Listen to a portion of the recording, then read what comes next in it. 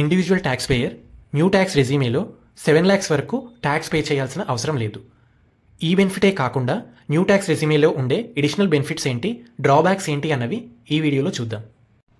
సాలరీకి సంబంధించి leave travel allowance, house rent allowance, helper allowance, professional tax, children educational allowance, other special allowances ఈ deductions ఏవి తీసుకోలేరు. New tax resume వల్ల ఒక్క benefit ఉంది. ఓల్డ్ ట్యాక్స్ రెజ్యూమేలో 50,000 స్టాండర్డ్ డిడక్షన్ ఉంటే new tax రెజ్యూమేలో 75,000 ఉంది. So 25,000 additional standard deduction benefit ఇక్కడ వస్తుంది. హౌస్ ప్రాపర్టీకి సంబంధించి బిగ్ డ్రాబ్యాక్ ఇది. సెల్ఫ్ ఆక్యుపైడ్ ప్రాపర్టీ లేదా వేకెంట్ ప్రాపర్టీ మీద హౌసింగ్ లోన్ ఇంట్రెస్ట్ పేమెంట్ని డిడక్షన్గా తీసుకోలేము. అదే లెట్అవుట్ ప్రాపర్టీ అయితే ఆ బెనిఫిట్ ఉంటుంది.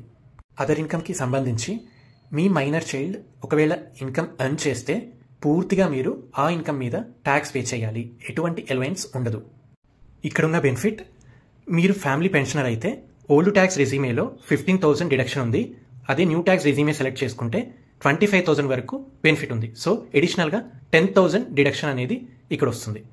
ఇక్కడి వరకు ఇన్కమ్ పార్ట్ అయిపోయింది. ఇప్పుడు మీ ఎక్స్పెన్సెస్ మీద, ఇన్వెస్ట్మెంట్స్ మీద ఎటువంటి డ్రాబ్యాక్స్ ఉన్నాయి, బెనిఫిట్స్ ఉన్నాయి అన్నవి చూద్దాం. పబ్లిక్ ప్రావిడెంట్ ఫండ్లో చేసే ఇన్వెస్ట్మెంట్ని కానీ, లైఫ్ ఇన్సూరెన్స్, హెల్త్ ఇన్సూరెన్స్ ప్రీమియంని కానీ డిడక్షన్గా చూపించుకోలేరు. అలాగే హౌసింగ్ లోన్ మీద ప్రిన్సిపల్ పేమెంట్ని, ఎడ్యుకేషనల్ లోన్ మీద ఇంట్రెస్ట్ని డిడక్షన్గా చూపించుకోలేరు. మీరు చేసే డొనేషన్స్ మీద కూడా డిడక్షన్స్ రావు.